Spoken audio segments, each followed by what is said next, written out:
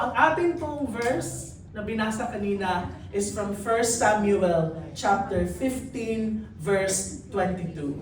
But Samuel replied, "Does the Lord delight in burnt offerings and sacrifices as much as in obeying the Lord?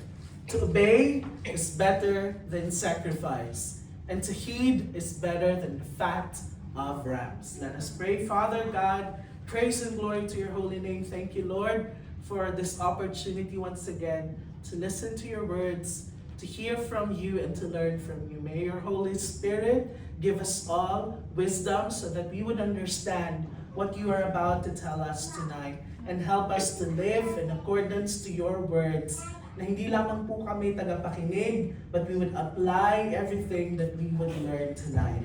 Glory unto you alone in Jesus' name. Amen. Praise God. So sinabi dito, does the Lord delight in burnt offerings and sacrifices? Yes po yan. Diyan pa lang, does the Lord delight in burnt offerings and sacrifices? Yes ang sagot. Pero sinundan, as much as in obeying the Lord? No na po tayo dyan.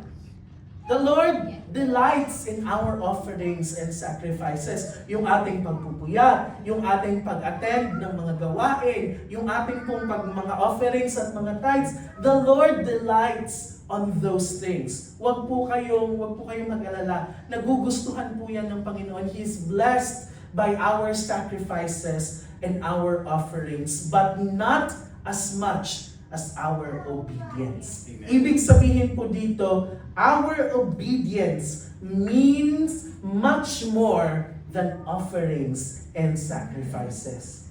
The Lord is delighted sa ating pagbibigay, sa ating pong mga sakripisyo, pero mas gusto niya ang ating obedience. Yun po yung gusto ng ating Panginoon, that we would obey Him. Kaya po sinabi dyan, to obey is better than sacrifice. Amen. Sacrifice is good, but obedience is better. Amen. Or sa mga tindahan, credit is good, but we need cash. So ibig sabihin, okay lang mangutang, pero mas gusto namin kung magbayad ka. So ganun din po sa Panginoon. To obey, obedience is better than sacrifice. And to heed, ang makinig, is better than the fat of rams. Yung ating pong mga sakripisyo sa Panginoon. So verses 1, ating po palang topic for tonight is understanding obedience. So in rebuilding the temple, we need obedience. Amen. Para po ma-rebuild. Bakit kailangan i-rebuild? Kasi po, hindi lamang po isang beses na nasisira po yung isang templo. Minsan, sa side na to, biglang nasira. So, eto naman yung ating i-repair. So, wag po kayong mag-alala because in our rebuilding of the temple, God is telling us that it is not our strength that He needs. It is our obedience. And tonight, we would understand more of what obedience is. So yan, kikita po natin 99% ng battery, hindi pa rin po yan 100%. May isang nawawala sa puzzle, hindi pa rin po yan kompleto. Ang tubig, kapag may ganyan pa, hindi pa rin po yan puno. Yan, yung nasa race, hindi pa nakahawak doon sa linya, hindi ka pa rin po tapos. And meron na nagawa na 4 na task, na isa pang hindi na-check, hindi pa rin po yan kompleto. So ibig po sabihin yan, is a partial or selective obedience is still disobedience. Hindi mo po pwedeng sabihin na, Lord, ginagawa ko na itong lahat, yung 10 Commandments, perfect ko na yan. Pero yung pagpapatawad, Lord, hindi ko yan gagawin. It is still disobedience. So ibig pong sabihin dito, God wants a total obedience from all of us. Gusto po ng Panginoon na yung total obedience po. Bakit po? Because obedience brings blessings. Amen. And God wants to bless all of us. Yun yung desire ng ating Ama. Gusto niyang paulanan tayo ng mga pagpapala. Unfortunately, the key to those blessings, hindi pala unfortunately, Praise God na ang key sa blessings ng Panginoon ay ang ating obedience. So gustong-gusto na ng Diyos, okay, bibigyan kita ng pagpapala. Pero hindi ko magawa kasi hindi ka din nag-o-obey. Nanggigigil na yung ating Ama na bigyan tayo ng maraming blessings. But the key to that blessing is our obedience. That's why God is reminding us tonight that our obedience is required. He treasures our obedience. God treasures our obedience. So, buong story po, babasahin natin. Samuel said to Saul, verse 1 of chapter 15, I am the one the Lord sent to anoint you king over his people Israel. So listen now to the message from the Lord. This is what the Lord Almighty says. I will punish the Amalekites for what they did to Israel when they waylaid them as they came up from Egypt. So sabi niya, I will punish. Kasi po, imbis na tulungan sila habang umaalis po yung tumatakas yung mga Israelites away from Egypt, imbis na tulungan nila, inambush pa po nila yung mga Israelites. So sabi niya, hindi ko yun nakakalimutan. God does not forget. Ganun po dapat yung ating nasa isip. When we disobey, tingin po natin nakakalusot tayo, but possibly, God is just withholding the consequence. Kaya po, alalahanin po natin, madilim man yan, o maliwanag man, sa maliwanag o sa madilim natin gawin ang mga bagay-bagay, there is nothing hidden from the Lord. Amen. Wala po tayong maitatago mula sa ating Panginoon. And God does not forget. But it is a good thing. Kasi ibig din po sabihin yan, when we obey, God does not forget as well. Yung ating pong obedience, hindi rin po nakakalimutan ng Panginoon. Verse 3, Now go, attack the Amalekites, and totally destroy all that belongs to them. Do not spare them. Put to death men and women, children and infants, cattle and sheep, camels and donkeys. So papatayin daw lahat, totally destroy. So ang term po na ginamit dito ay hindi lamang okay, baliin mo, pero ang sabi diyan, totally destroy. Na wala po dapat nang matira. Ganun po yung instructions ng Panginoon. And they are strong words, a terrible judgment against the Amalekite. Pero bakit po ba ginawa ito ng Panginoon? It is a special term, yung totally destroy, that means to wipe out the Amalekites as an act of judgment from the Lord. So, hindi lamang po ito, dahil nanggigil si Lord kasi, ano bang ginawa niya? Nang chismis itong Amalekites against Israel, hindi po. Malala po ang ginawa nila.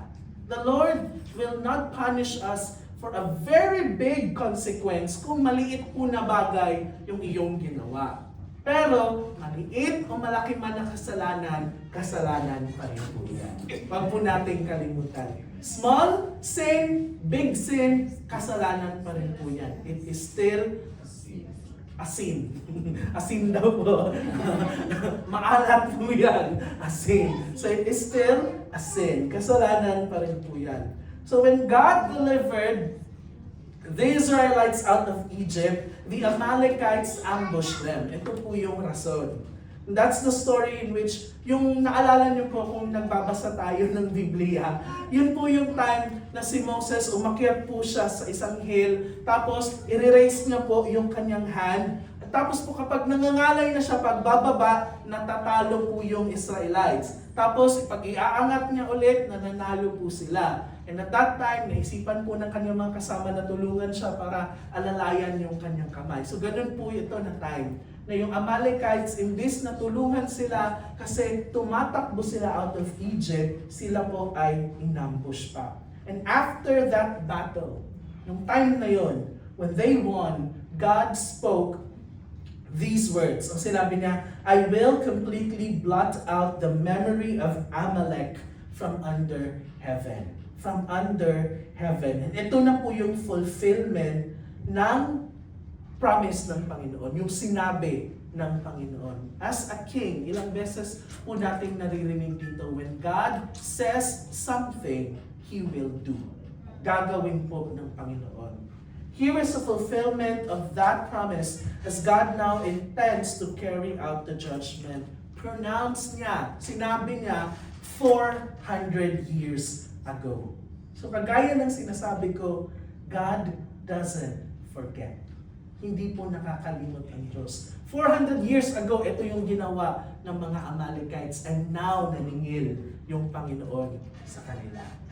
400 years ago. So, it means that generations, our disobedience could affect future generations. But praise God, our obedience could also bless future generations. So, huwag po tayong mag-isip na kung magdi-disobey o mag-obey. Ang disobedience, ang sabi, curses. And obedience, blessing. So, ano pang pipiliin? Di ba? Simpleng bagay. Simple na lang. Huwag kang pag-isipan. Let us all obey the Lord. Galing sabihin, ang hirap pong gawin. So, verse 4 through 6. So Saul summoned the men and mustered them at Telaim, 200,000 foot soldiers and 10,000 from Judah. Saul went to the city of Amalek and set an ambush in the ravine. Then he said to the Kenites, Go away, leave the Amalekites, so that I do not destroy you along with them. For you showed kindness to all the Israelites when they came out of Egypt, so the Kenites moved away from the Amalekites. So instead na tulungan ng Kenites yung Amalekites 400 years ago para po i-ambush itong mga tumatakas na Israelites, tinulungan po nila ang Israelites. And the Lord remembered. Kagaya ng sinabi ko kanina, Amalekites, 400 years ago, inambush nila, the Lord remembered. The Kenites, 400 years ago, tinulungan nila ang Israelites, the Lord remembered. And they were spared. They were blessed. They were spared because God remembered what they did for Israel. Ganon din po sa atin. Inuulit ko po, God remembers and treasures our obedience. Napaka-importante po sa Panginoon yung obedience. Amen. Ano ba? Okay. From the 11th. Okay. So, verse 7, sinabi dito, and 8. Then Saul attacked the Amalekites all the way from Havilah to Shur, near the eastern border of Egypt. He took Agag, king of the Amalekites, alive, and all his people he totally destroyed with the sword. Sabi dyan, with the sword. Inulit ko po, he took Agag, king of the Amalekites, alive, and all his people, yung mga tao doon sa Amalek, he totally destroyed with the sword. But Saul and the army spared Agag and the best of the sheep and cattle, the fat calves and lambs, everything that was good. These they were unwilling to destroy completely, but everything that was despised and weak, they totally destroyed. Everything that was despised and weak, they totally destroyed. Do you get the picture po? Amen. Did they obey? Yes. Ang galing. They obeyed the Lord's command, but they did not fully obey His commandment. So the answer po doon, no. Hindi pa rin po nila nagawa kung ano po yung inutos sa kanila ng Panginoon because they only obeyed part of the Lord's command, but in a way that showed their hearts. Our obedience or disobedience shows our hearts. Kung ano po talaga yung nasa ating mga puso. Because when we love God, if we love God, we will obey His commands. Amen. But our disobedience shows our hearts if we truly and fully love our God. They kept the best for themselves. Ang sinabi nga dyan, sheep and cattle, mga plunders po nandyan, that would have been like money today. Sa panahon ngayon, yung mga sheep na yan, yung fat, calves and lambs, panahon po ngayon, pera po yan. Kung ibig sabihin, kung meron silang inatake, kinuha po nila yung mga pera, hindi po nila totally destroy. Kasi kahit po tayo, hindi po siguro natin i-destroy kung pera na yan. Pero, the commandment of God to them was to totally destroy. All po, wala po dapat na ititira. So, ang sinabi dyan, they walked away with the good stuff. Kasi sinabi dyan, despised and weak, they totally destroyed. So, yung mga magaganda, yung mga magiging useful sa kanila, kanila pong itinira. And so, kept Agag the king alive. So, nung time na yon, si Agag, balikan po natin, he took Agag, king of the Amalekites, alive.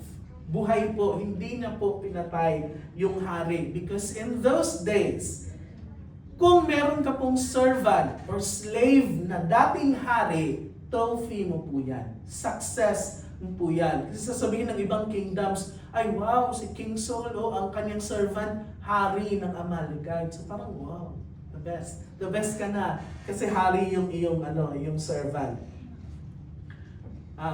Instead of having just normal servants, ang king po yung kanyang magiging servant. And yun po yung nasa utak niya. So Agag was kept alive as a trophy of war. And in so doing, Saul and the whole Israelites disobeyed the command of God. Disobeyed the command of God. What happened next? Then the word of the Lord came to Samuel. Wala po si God doon. Physically, hindi po nila nakita, hindi po sila sinamahan ni God na i-destroy yung Amalekites. But, at that time, nung ginawa po nila na iyon, the word of the Lord came to Samuel. Samuel was far away. Nasa malayo po si Samuel. Hindi niya po dapat ito malalaman. But the word of the Lord came to Samuel. Samuel was the prophet at that time. At that time, when you are reigning as a king, you have a consultant na isang propeta. And ang propeta po ng panahon na iyon ay si Samuel. Yung mag-guide sana kay Saul. The word of the Lord came to Samuel. I greatly regret that I have made Saul king, because he has turned away from me and has not carried out my instructions. And it grieved Samuel, and he cried out to the Lord all that night. Sinabi dyan, hindi lang po nagsisi. At sinabi dyan, I greatly regret. I greatly regret that I made Saul king. Bakit? Bakit po nag-regret ang Diyos? Because He has turned away from me and has not carried out my instructions. When we disobey the Lord, it is turning away from the Lord. Na para bang tinalikuran natin ang Diyos. When we sin, para po nating tinatalikuran, di po parang, tinatalikuran po talaga natin yung ating Panginoon. And has not carried out my instructions. Okay pa po tayo na. Praise God. So, matatapos po din tayo. Huwag kayong mag-alala. Matatapos po natin ito. So, I'm grieved. Ang sinabi dyan, I am grieved. I greatly regret. So, interesting po. Some people would say, it is not disobedience if you follow God's instruction, even not completely. At least sumunod. May ganun po tayong maririnig. At least sumunod ka, konti. At least sumusunod ka sa utos ng Diyos ng pakonti-konti, at least. But God is not the God of the least, but He is the God of the best. Amen. So hindi po dapat na ang binibigay natin sa Panginoon, yung least lang din po ng efforts natin sa pagsunod. We should also give God what is best. Kagaya po sa pagbibigay, hindi po ako nagpaparinig sa tithing ha. Hindi po talaga, example ko lang kasi nakita ko dito. Kagaya po sa pagbibigay, you should give what is right, not what is left. Hindi po left and right na kamay, pero ibigay po yung tama, hindi po kung ano lang yung natira. Yun po yung ibig sabihin nun. Hindi left and right na kamay. Ibigay ang tama, hindi po kung ano lang yung tira-tira natin. So, ganun din po sa Panginoon. Hindi po pwede na at least sumunod. And interestingly, God did not say, Samuel, I want you to go talk to Saul. I am happy that he followed my instructions like 90% or 85% na lang, sabihin natin, percent. Pero, he almost made it, so yes, okay lang sa akin. He missed ang Agag, and dapat hindi nila kinuha yung mga cattle at saka mga sheep, but pretty much okay lang kasi 85% okay naman yung kanyang ginawa. Hindi po ganun yung sinabi ng Panginoon. Kung makikita po natin dyan, hindi niya sinabi, Samuel, go talk to Saul. Sabihin mo, okay na lang yung kanyang ginawa kasi at least sumunod.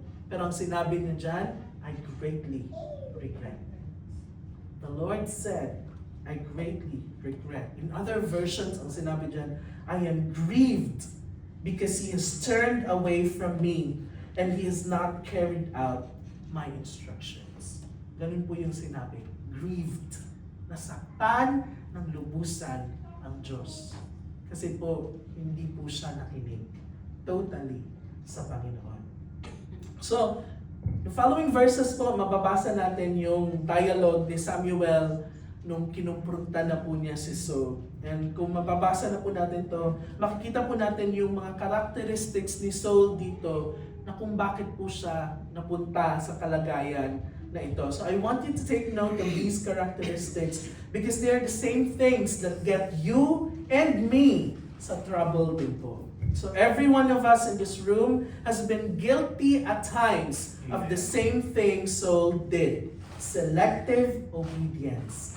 Partial obedience. Hindi po ginawa na lang lahat, partial lang or selective, pinili lang. Pinipili lang kung ano po yung gusto nating sundin sa instructions ng Panginoon. Saul's heart shows why we do it. Verse 12, early in the morning, Samuel got up and went to meet Saul. But he was told, Saul has gone to Carmel. There he has set up a monument in his own honor and has turned and gone on down to Gilgal.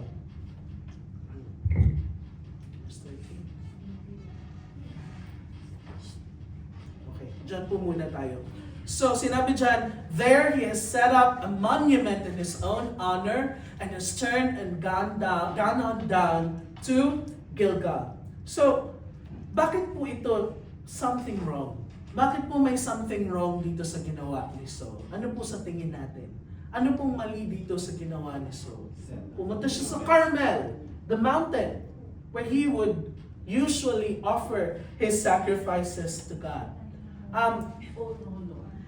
Own honor daw. Yung problema dyan. Your honor. First honor, second honor. Ay, yung mga ganyan. Yung problema yata. Yung si Lord sa mga honor na yan. But when God, let us all remember that when God chose Saul to be a king, Saul was humble. At that time, let us all remember that Saul was the first king of Israel. Unang hari. But before that, Israel was ruled by judges. Wala pong hari before ni King Saul. Ang nagro-rule po dati ay mga judges. So, yung mga kakilala po nating judges, judgmental. Hindi po yun na klase ng judge.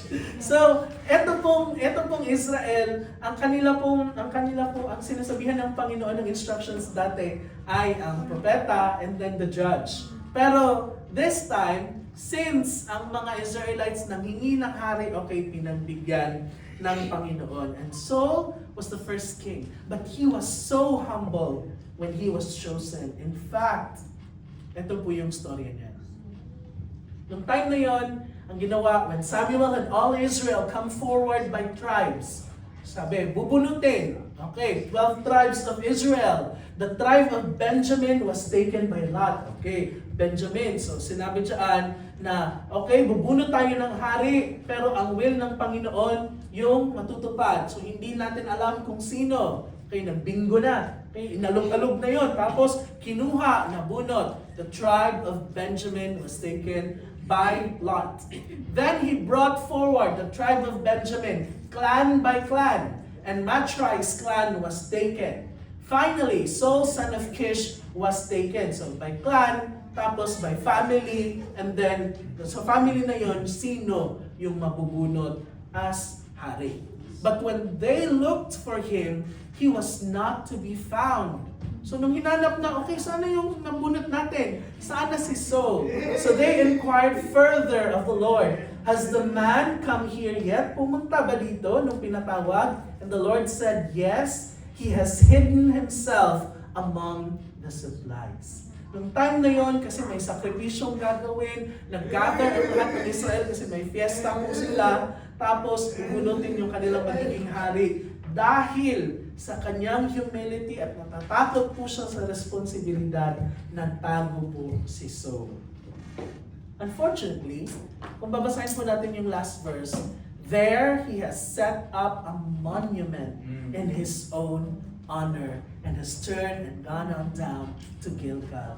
From humble, very humble servant, nagtatago nga kasi ayaw niya na maging spotlight, nagtayo ng monumento para sa kanyang sarili. The humility was gone. Nawala po yung humility niya. He's seeking his own honor. Mark this, when we seek our own honor, it will divert us from 100% obedience to our Lord. Kapag meron ng pride, kakarampot man yan na pumasok sa ating mga puso, it would divert us in 100% fully obeying the Lord.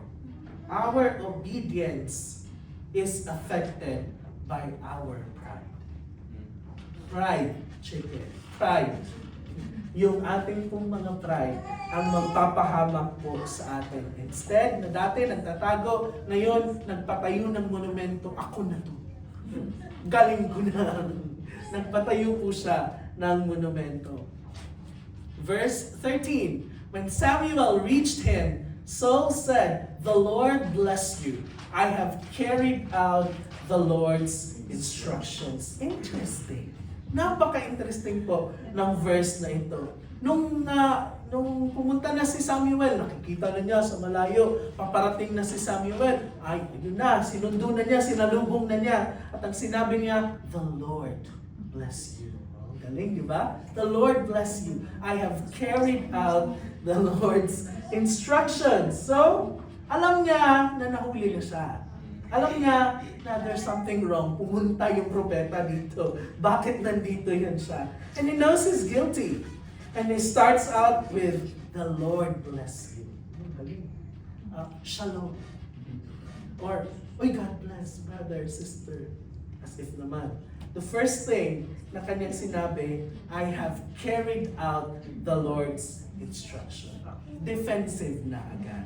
Wala pang tinatanong, dinepensahan na yung sarili. Hindi pa siya tinatanong ni Samuel. Lumalapit pa lang si Samuel, sinabi, the Lord bless you. I have carried out the Lord's instruction. Ang malala pa dito, ginamit pa yung pangalan ng Lord.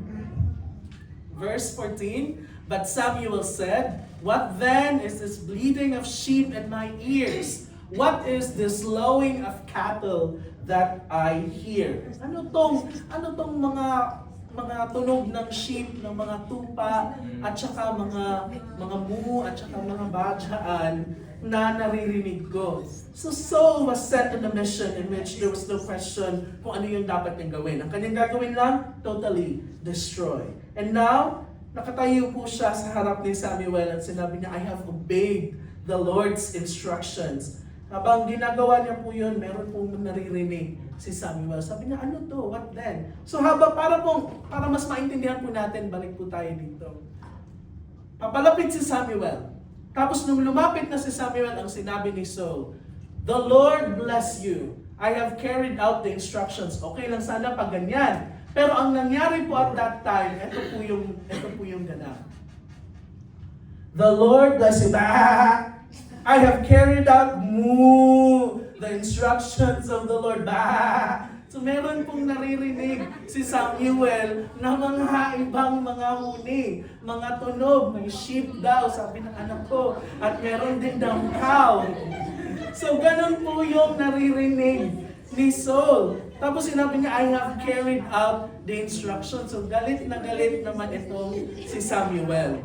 What then is this bleating of the sheep in my ears? What is this lowing of cattle that I hear? Sabi mo, kinary out mo yung instructions ng Lord. Tapos may may moo na akong naririnig dyan. So ano yan? So parang bang habang nagsasalita siya, gusto niyang i-tape yung mga bibig ng mga tupa at saka mga cow doon para hindi po siya mabisto. But we can't hide anything from the Lord. Amen. Wala po tayong maitatago mula sa Panginoon. And verse 15, Saul answered, "The soldiers brought them from the Amalekites. They spared the best of the sheep and cattle to sacrifice to the Lord your God, but we totally destroyed the rest." Rationalization or making excuses. We have done. Tayong lahat. Magaling po tayo dyan. Parang cum laude po tayo dyan. Ang pagbibigay ng excuse. Pagbibigay ng, kasi ganito, ganyan. Ang dami po nating mga dinadahilan. Bakit mo ginawa yung kasalanan? Kasi ganito, ganyan. Ang dami po nating dahilan. Perfect po tayo dyan lahat. Wala po ni isa sa atin ang magaling. Tayo pong lahat, pumalya po talaga dito. We have all done it. Or kung meron pong hindi gumawa na ganyan, the best. Thank you. Good job. Kung ganyan po. But whether we've said it to other people or said it to ourselves in our hearts, we find ways to make excuses. So it was his fault. Yung sinasabi, it was her fault, Lord. Adam. Kasi yung babae na ginawa mo, pinakain niya ako. Ang galing, di ba? Ang galing magturo. Tapos yung babae, kasi yung ahas, tinempt niya ako. Ang dami-dami. Tapos sa atin din, nagdadahilan din tayo, kasi si Satan, binulungan ako ng ganyan. Parang si Satanas na lang lahat yung atin pong pinagbibintangan. Kung pwedeng magsalita si Satanas ngayon, siguro sasabihin niya, bumulong lang ako, ikaw yung gumawa. Totoo naman po, yung ating pong temptation, binubulong lang po yun sa atin. But the action comes from us. Tayo po yung gumagawa ng kasalanan. So, ginawa niya po ito. Sinabi dyan, the soldiers. Diba? The soldiers brought them from the Amalekites. So, pinagbintangan niya yung mga soldiers. Hindi daw kasi siya. So, sinabi dyan, we only obeyed you partially, but we did it because you want. Sinabi dyan, to do this for you. We're going to make a sacrifice to the Lord your God. Oh. Hindi namin pinatay yung mga the best na tupa kasi isasakripisyo naman namin yun sa Panginoon. Ang galing, nakahanap ng pusot, the best. The best talaga, napaka-doctorate na sa pagsisinungaling. We're doing it for you. Parang sinabi ba niya, nag-disobey kami, Samuel, para sa iyo. Kasi ito yung gagawin mong sacrifice sa Panginoon. Sinabi ni Samuel, enough. Samuel said to Saul, "Let me tell you what the Lord said to me last night." "Tell me," Saul replied. Samuel said, "Although you were once small in your own eyes, did you not become the head of the tribes of Israel? The Lord anointed you king over Israel, and He sent you on a mission saying, 'Go and completely destroy those wicked people, the Amalekites. Wage war against them until you have wiped them out.'" Basahin po natin yung first line. "Although you were once small in your own eyes." Sa tingin po natin sa ating mga sarili, maliit po talaga. Kung ikukumpara tayo sa ibang tao, hindi sa height lang po kasi alam ko na po yung height ko, hindi po maikumpara sa ibang tao. Pero yung alam mo yung achievements ng ibang tao, yung kanilang mga tagumpay, natapos, yung lahat-lahat ng mga yon, kung ikukumpara po tayo sa iba, maliit po talaga tayo tignan. Small in your own eyes. Pero sinabi dyan, did you not become the head of the tribes of Israel? Huwag na lang po yung maging hari. Pero ganito ka lang dati. Pero tignan mo kung saan ka na ngayon nilagay ng Lord. Hindi mo naman deserve yan kung saan ka ngayon. Pero dinala ka ng Lord. Amen. Yung ibang mga tao naghihirap sa Pilipinas, pero ikaw nandito sa UAE. Naghihirap din, pero at least sa UAE. Hindi po tayo naghihirap din. Pero at least, nandito ka na sa ibang bansa. Pangarap lang ng ibang mga tao. So parang sinasabi sa atin ng Diyos, maliit lang ikaw, hindi sa tingin ng iba, pero mismo sa sarili mo, ang liit ng tingin mo sa sarili mo, at look kung ano ka na ngayon. Why did you not obey the Lord? Why did you pounce on the plunder and do evil in the eyes of the Lord? The intention, or the excuse was, i-offer ko naman to sa Panginoon. Isasakripisyo ko naman to sa Panginoon. Pero tingnan niyo po yung sinabi dyan. Why did you not obey the Lord? Partial, selective obedience is still disobedience. Yun po yung message po ngayon. Do evil in the eyes of the Lord. Evil na kaagad, may hindi lang pinatay, isasakripisyo nga daw niya, but it was already evil in the eyes of the Lord. It is because of their disobedience to God. So said to Samuel, but I have obeyed the voice of the Lord and gone on the mission in which the Lord sent me and brought back Agag, king of Amalek. I have utterly destroyed the Amalekites. So sinabi niya, utterly destroyed. So sinabi ni Samuel dito, the best.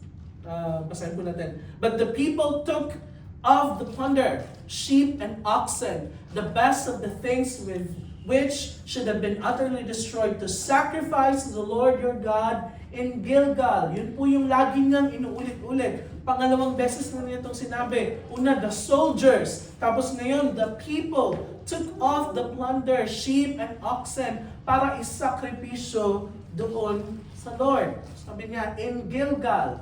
So yun po yung pagdadahilan niya. Nabisto ka na, tapos sinabi na nahuli ka na rin, nag-disobey ka sa Lord, tapos ito yung sagot niya, but the people, nagdahilan ka pa rin. Hindi na lang inamin na nagkamali. The people took off the plunder.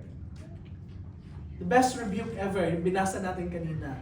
Does the Lord delight in burnt offerings and sacrifices as much as in obeying the Lord? Ito po yung atin pong tatandaan. Sacrifices, offerings, they are good. Pero kapag hindi po yan yung utos ng Diyos sa atin, it would be wasted. Because the Lord wants our obedience more than anything. Our obedience to Him. That's why He said to obey is better than sacrifice, and to heed, makinig, is better than the fat of rams.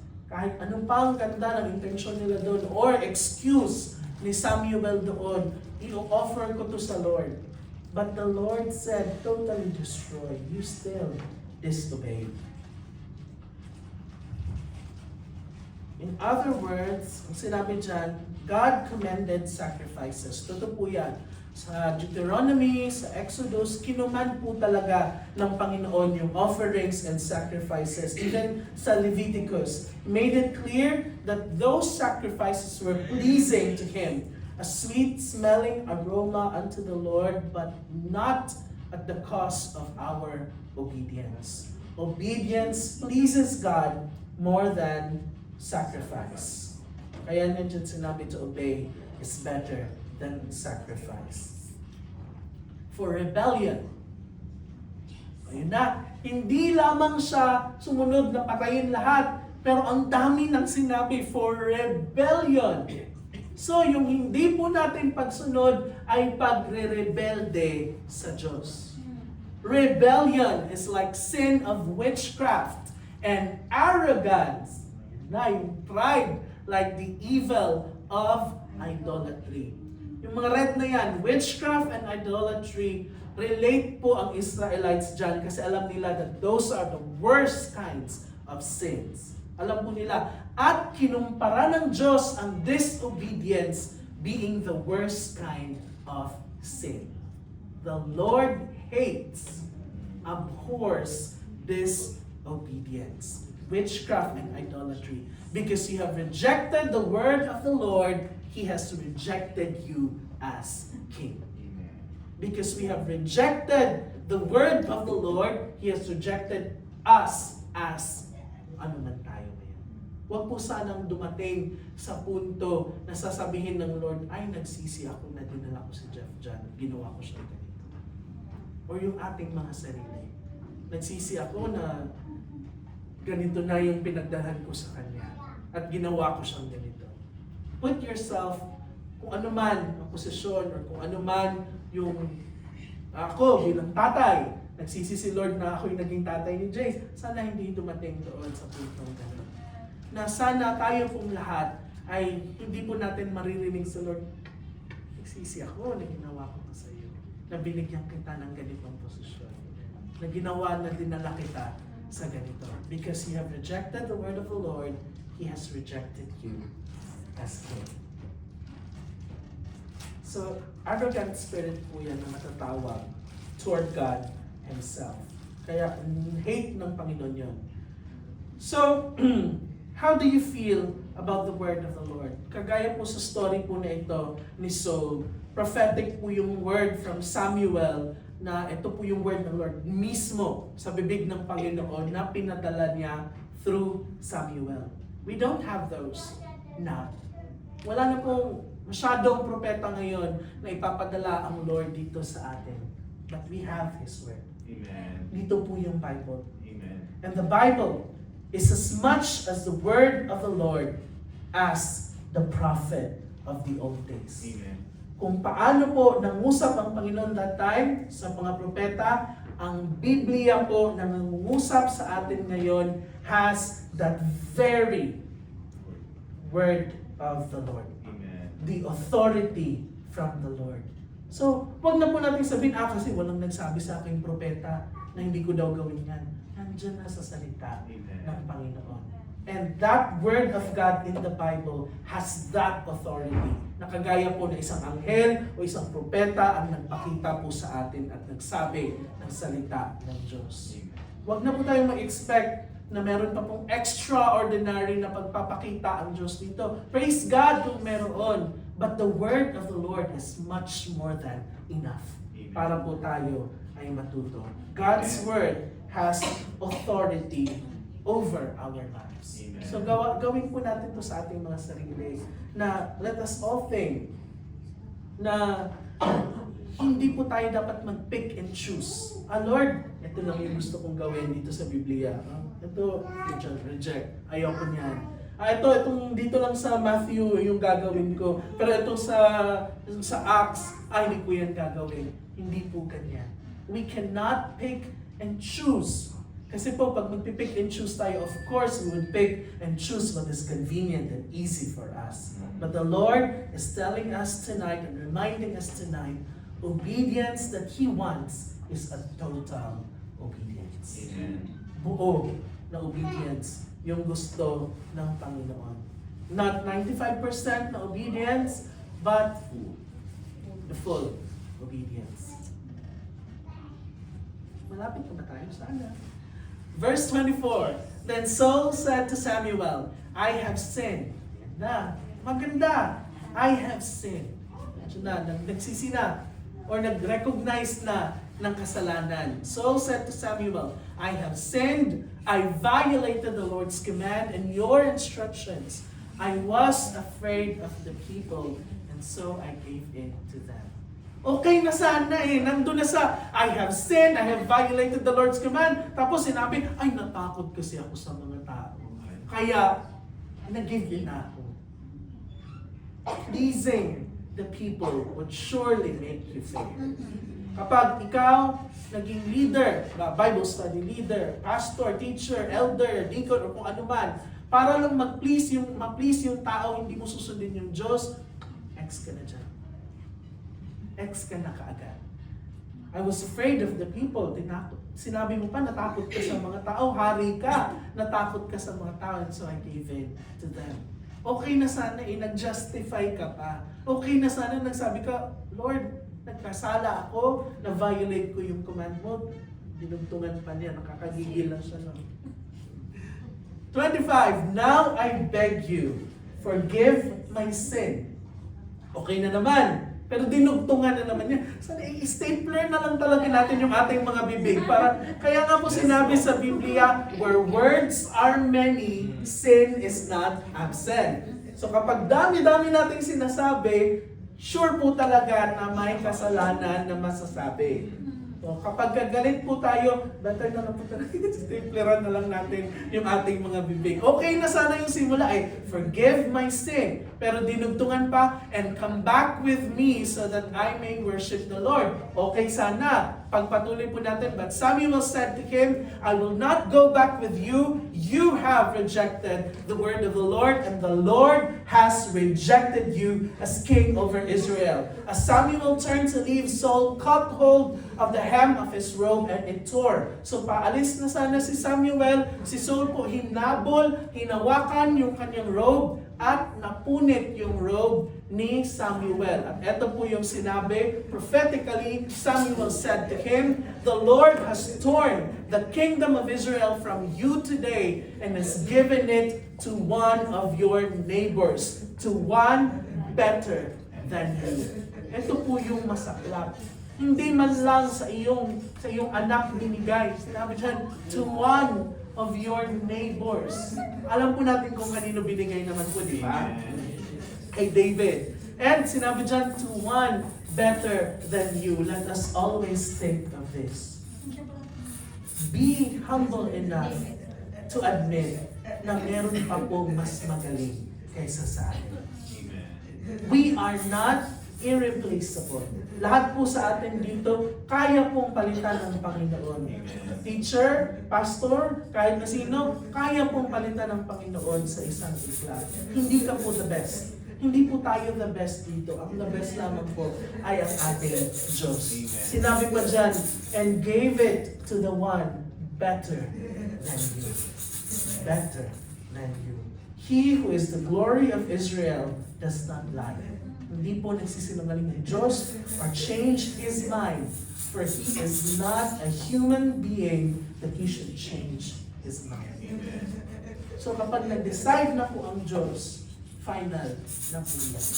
And praise God, nag-decide ang Diyos na tayo po'y bigyan niya ng kaligtasan, final na din po yan. God decided that He would love us, final na po iyon. Unconditional love, final na po iyon.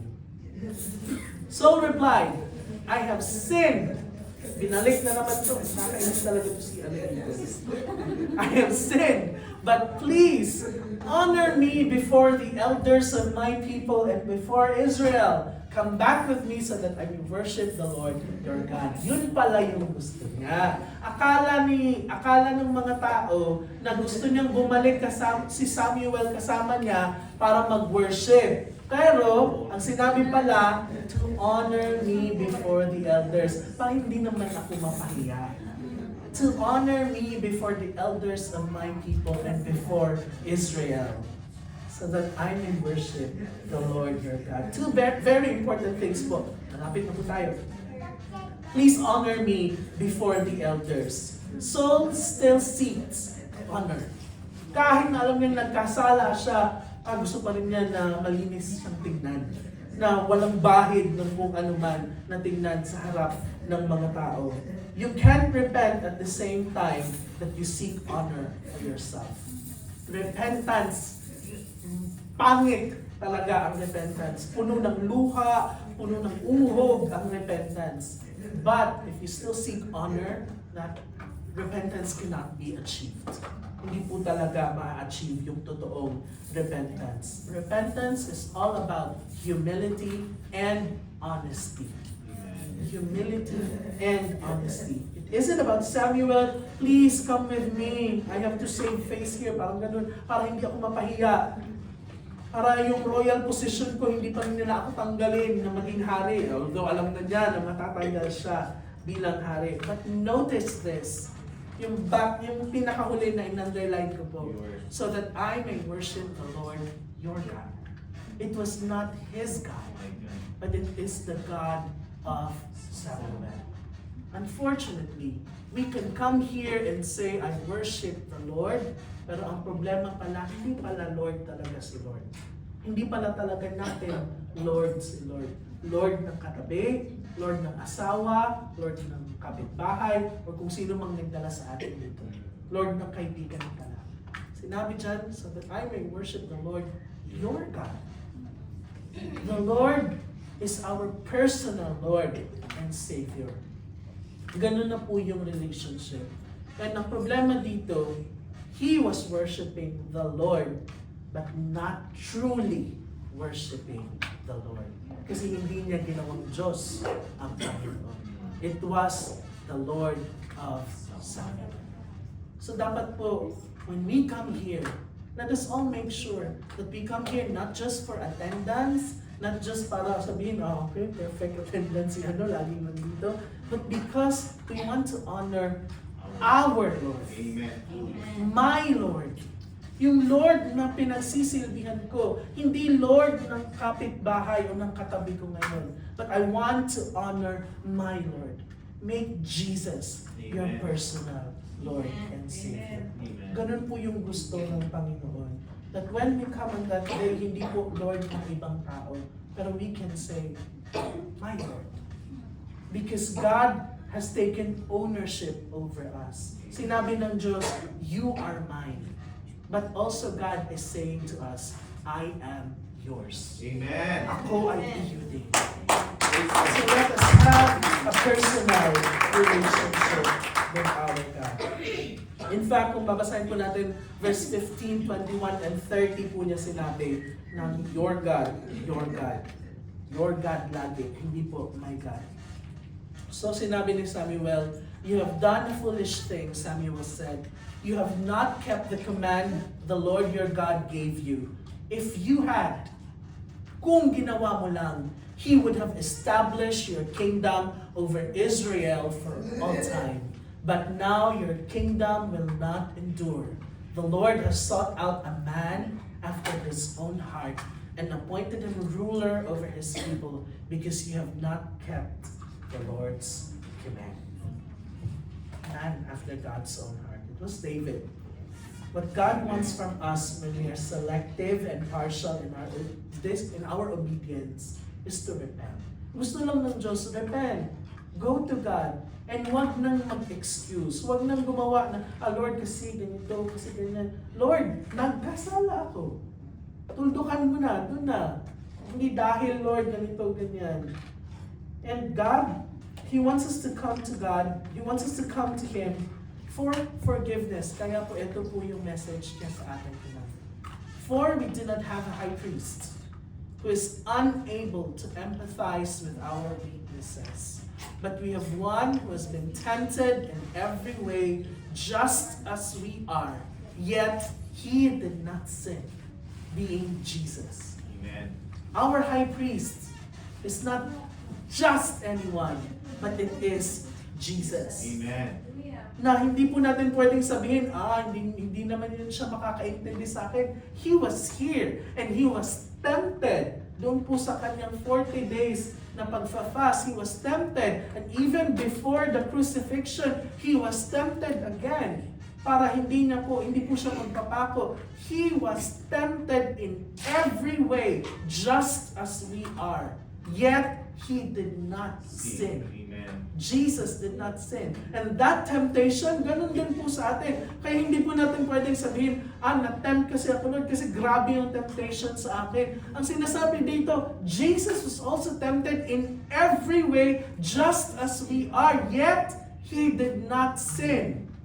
But ano po yung ibig sabihin? Let us then approach God's throne of grace with confidence. Bakit? Hindi dahil hindi tayo nagkasala, pero so that we may receive mercy and find grace to help us in our time of need. Hindi dahil malinis tayo, hindi dahil righteous tayong lahat, but because so that we may receive mercy.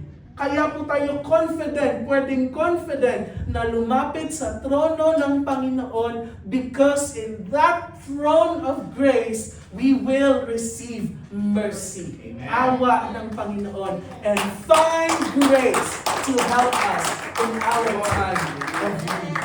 Do not be afraid in going to God's throne of grace. Kasi ang sinabi dyan, we will receive mercy. Lahat po tayo nagkakasala. Amen. Lahat po tayo pumapalya sa Panginoon. But still, God is reminding us, go to Him because He is willing to give us mercy and grace. Amen. Receive mercy. Okay, papatawarin tayo ng Panginoon when we sin and find grace. Grace po dito ay hindi po yung unmerited favor na lagi po natin or unearned favor na laging nating naririnig. Grace in the meaning here is the divine enablement. Ibig sabihin that when we are tempted by ourselves, hindi po natin kayang gawin na malampasan yung temptation. But because of God's divine enablement, makakalayo na po tayo sa temptation. Just go to the throne of grace of God.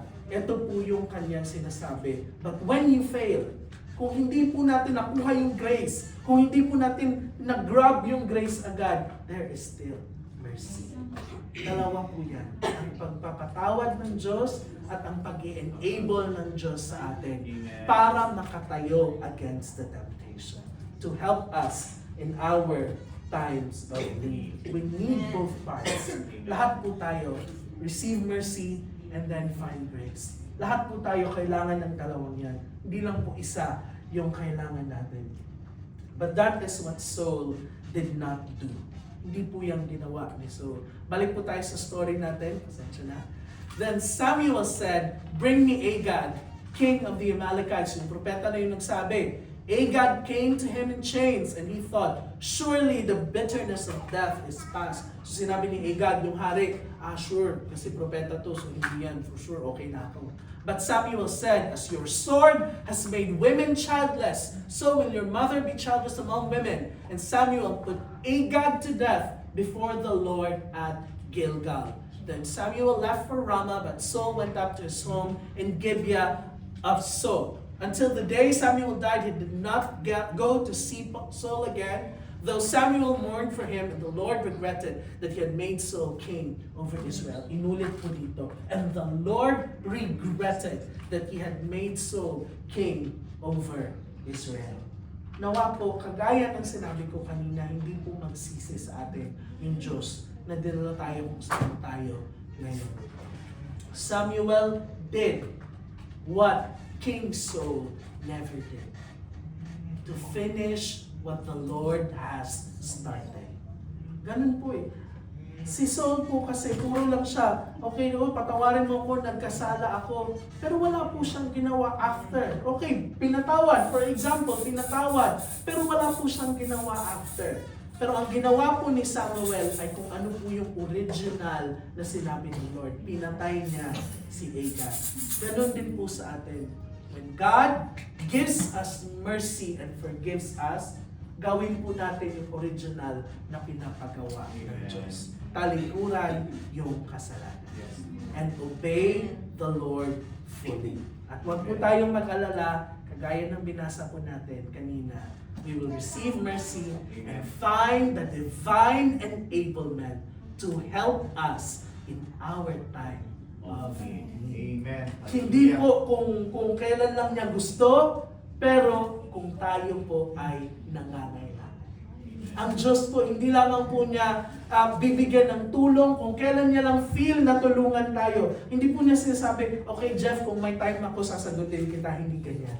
But God is saying, we will receive mercy and find grace to help us in our time of need. Amen. Praise the Lord. Glory and honor to God.